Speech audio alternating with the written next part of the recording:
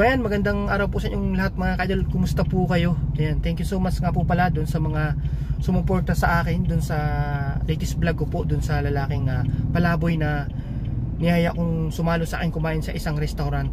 Sa totoo lang po mga ka-idol ko ay accidentally lang po yung pagkaka-vlog ko kasi kakain lang ako, pinagmasdan ko lang siya na mayroon siyang sinisip-sip sa isang plastic na parang dinuguan po. At yun nga po, sa matagal ko sa kanyang pagmamasid, halos wala po sa kanyang nagbibigay kasi mukhang malakas pa naman po si kuya. Ano siya, hindi pa siya senior or ano pa man.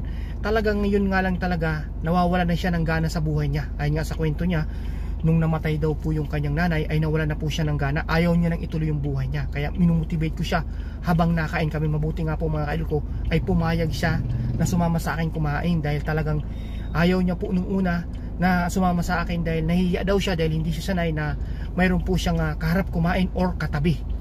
So thank you so much po sa suporta niyo mga kaidol ko. Kahit simple lang yung nagawa ko ay na-appreciate niyo po. At yun na nga po, mayroon po tayong good news. Dahil po nung isang gabi pa po ako nagtitingin-tingin ng kanyang matutuluyan. At yun na nga po kanina, kinausap ko po yung may-ari ng bahay. Ito po yung bahay mga kaidol ko. At sabi ko nga, babayaran ko muna kahit kalahati, tapos pag naka-isang buwan na saka ko bubuuin yung bayad. So mga kaidol ko, abangan nyo lang po. Sana sumama sa atin si kuya dito sa Tagaytay. At isa pang ang good news mga kaidol ko, dahil nag-o-offer din si King's Parking Vlog ng matutuluyan. Ang sabi ni King's Parking Vlog, doon daw sa kanyang bahay mga ka-idol ko, kasi mas maganda rin naman doon kasi may makakausap. Pero pag-aaralan natin maayos kung saan natin madadala si kuya, yung lalaking palaboy, si Kuya Tyson. At nabanggit nga po niya sa atin na dati siyang car wash boy.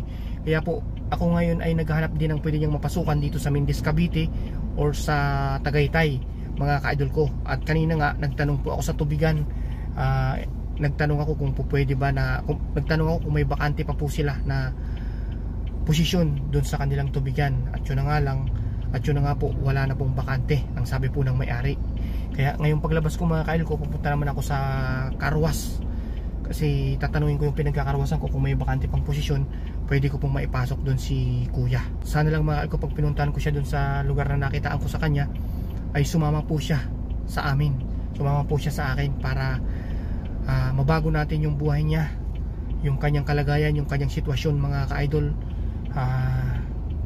Napakahirap po kapag yung ganun yung pinagdadaanan mo tapos walang nakakaintindi sa'yo. Yung nandun ka sa paligid, yung parang tingin sa'yo lahat ng mga tao ay wala kang kwenta. Ako nga mga ka-idol ko, naranasan ko noon yung nagtitinda ako sa palengke ng lasong sa daga. Lagi akong tinataboy na parang wala akong makwenta-kwenta. Napakasakit sa loob, napakasama sa loob. Lagi akong umiiyak noon. Kaya ramdam ko yung pinagdadaanan ni Kuya Tyson, na kahit ayaw niyang gawin yung manghingi malimos, ginagawa niya kasi para makasurvive siya dahil nawala na nga siya ng gana sa buhay. Yung ganun kasi mga kaidol ko ng mga tao talaga, lagi ko yan binibigyan ng pansin kahit saan man ako mapunta. Mapakain ko lang, maabutan ko lang ng konting pagkain, malaking bagay na po yun sa kanila. Yung mga time na yun, napabidyo ako kasi sabi ko baka may mga kamag-anak pa siya na pwedeng hinahanap na si Kuya Tyson o mga kakilala na pwede sa kanyang magmalasakit.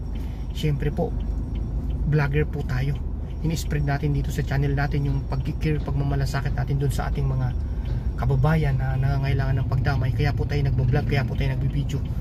At salamat po dun sa mga taong naka-appreciate, nakakaunawa sa ating layunin. Thank you so much po.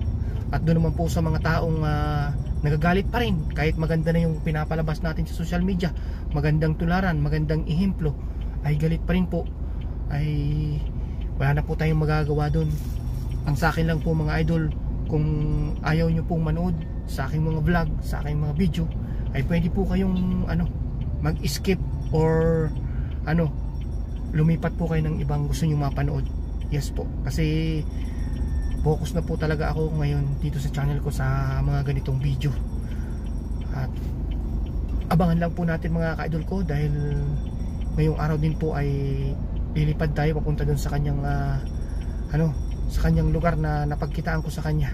Pupuntahan ko po siya ngayon at sisikapin ko, may mga dala na ako ditong damit, at papaliguan din po natin siya, papagupitan hanggang sa kung sakaling pumayag siya, dadalhin na po natin siya dito sa Cavite, sa Tagaytay mga ka-idol ko. So abangan nyo lang po yan. Muli, maraming salamat po sa inyong patuloy na pagsuporta at sa laging panonood po sa aking mga video post. Yung aking pong mga ano dyan, mga viewers na nag-aabang sa aking GCash giveaway, ano po, ang susunod po natin bibigyan ay yung ating mga top pads, top pan. Yes po, kaya para po kayong maging top pan namin, lagi po kayong manood, mag-comment at mag-share sa aming mga vlog, sa aming mga video post. Kasi po sa time na nag-live po tayo, mga i-screenshot po natin yung mga top pan naman. Yung po yung request ng aking partner.